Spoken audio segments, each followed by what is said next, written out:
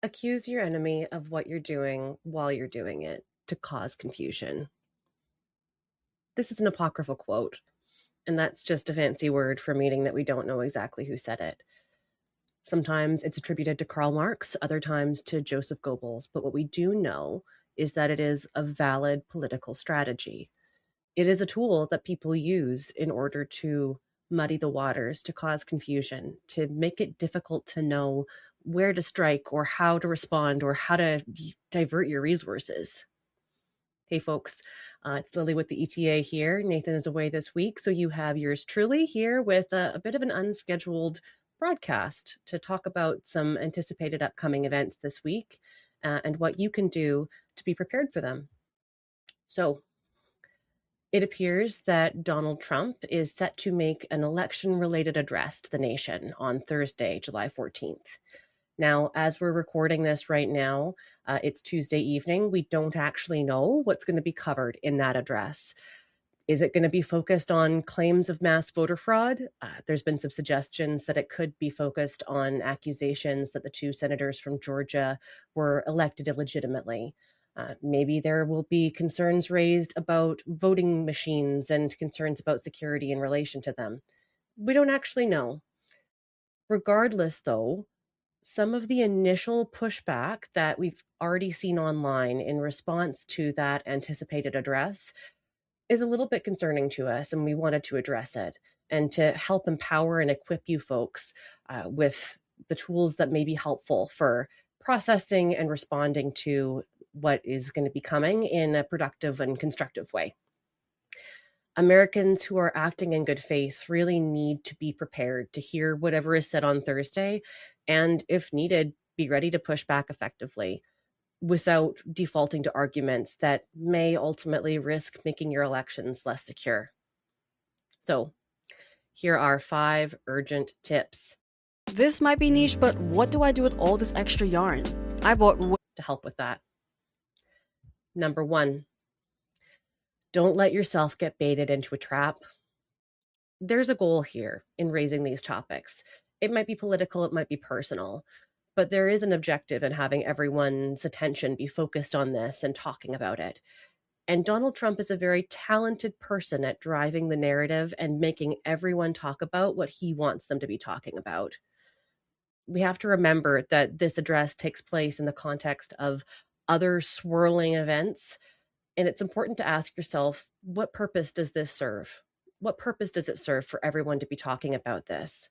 So, an example, if there is a claim made about senators from Georgia being illegitimately elected, that's an interesting thing to have happen at a time when the opposing party has been losing senators due to health issues and potentially causing some concern about the composition of the Senate.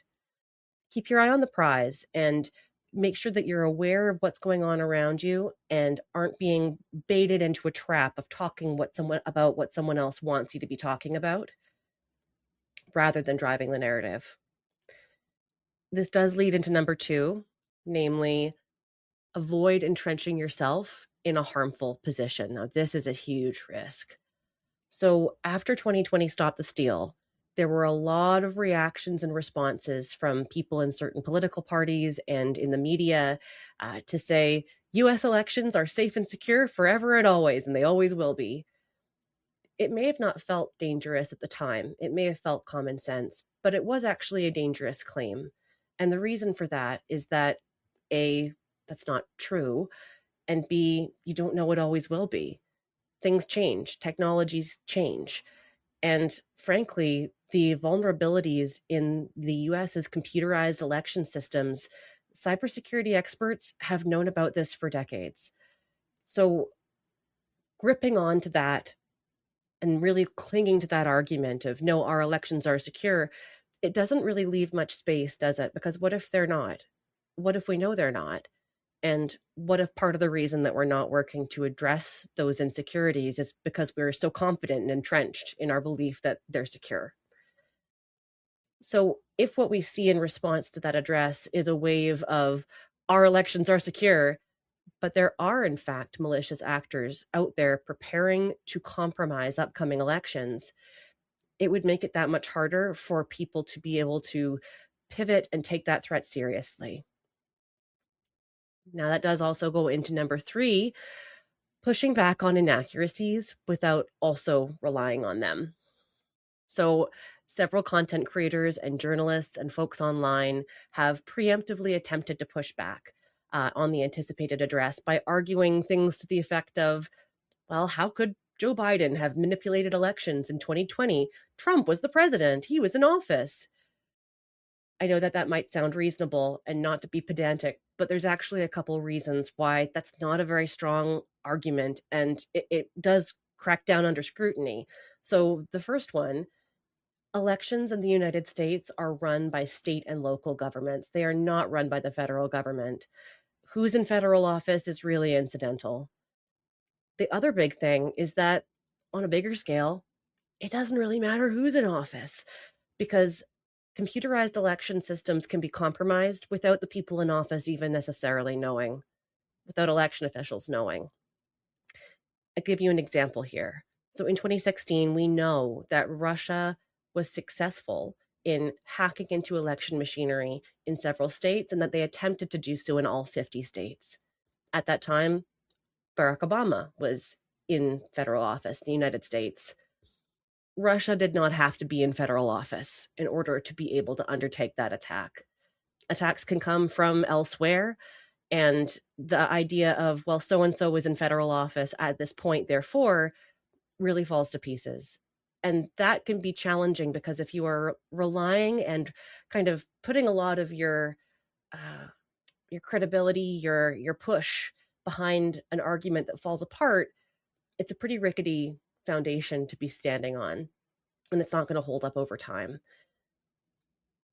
So that also goes to number 4, don't prioritize short-term arguments over long-term outcomes. And I know it can feel so good in the moment when you've got a real zinger to someone online and you want to push back, especially if it's a well-worn argument like this, where this has come up so many times and it feels almost rote, like some of the back and forth is so well known. But clapping back at someone online doesn't actually further the objective of making sure that elections are safe and secure. So think of the long-term goal. What is the actual objective? Is it secure, fair midterms where everyone's vote is counted accurately?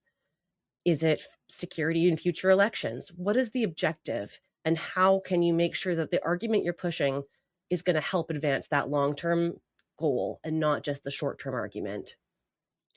5, demand evidence. If there is none, deny it oxygen or drive a different narrative. Truth still matters. I know it doesn't feel like it sometimes. But if someone makes a claim, demand to know on what basis it's being made. If they refuse to answer you or give you an insufficient answer, you have options. You can deny it oxygen, try to prevent that from taking off and getting lots of momentum behind it, refuse to listen. You also can drive a different narrative.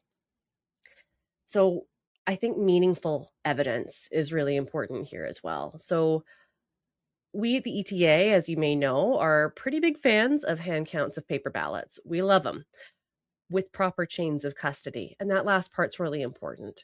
So if you hear evidence being brought up, let's say to indicate we did a hand recount of these 2020 Georgia ballots that we confiscated from Georgia and they have found XYZ result. Well, just remember that, I mean, as far as I'm concerned, the chain of custody on those ballots was broken when they were confiscated.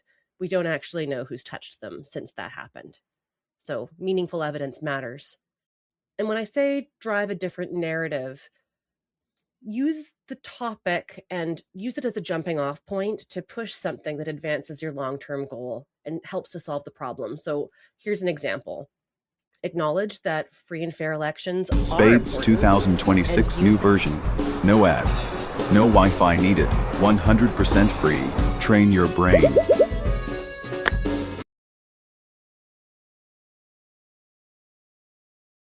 That as a way to push to invite United Nations and independent election observers to come and observe elections and help increase confidence in all parties that the results are accurate going forward. Hashtag independent election observers. That's all I've got for now. And just don't forget your evergreen principles. Number one, independent oversight matters. And number two, the importance of verifying the vote, making sure it is accurate every time, every vote. Take care, everyone. Have a good week. Bye for now.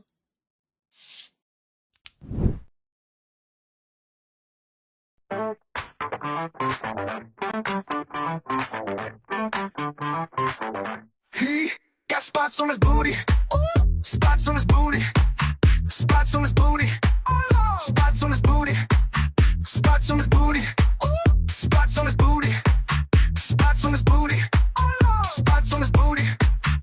Ooh, they call him Ladybug. Ooh, they call him Ladybug. Ooh, they call him Ladybug. Ooh, they call him Ladybug. They call him Ladybug.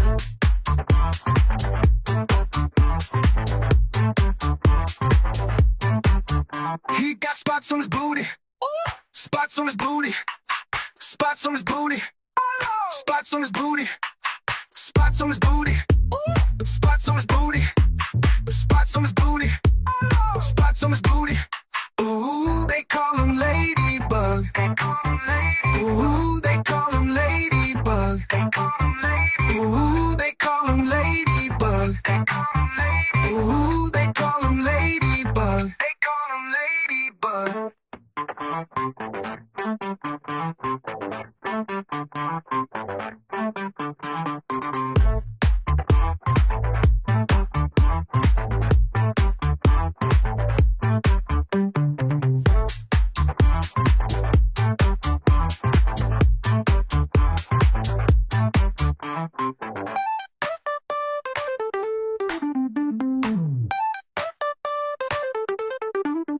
He got spots on his booty, spots on his booty, spots on his booty, spots on his booty, spots on his booty, spots on his booty, spots on his booty, spots on his booty. Ooh, they call him Ladybug. Ooh, they call him Ladybug. Ooh, they call him Ladybug. Ooh, they call him Ladybug. They call him Ladybug.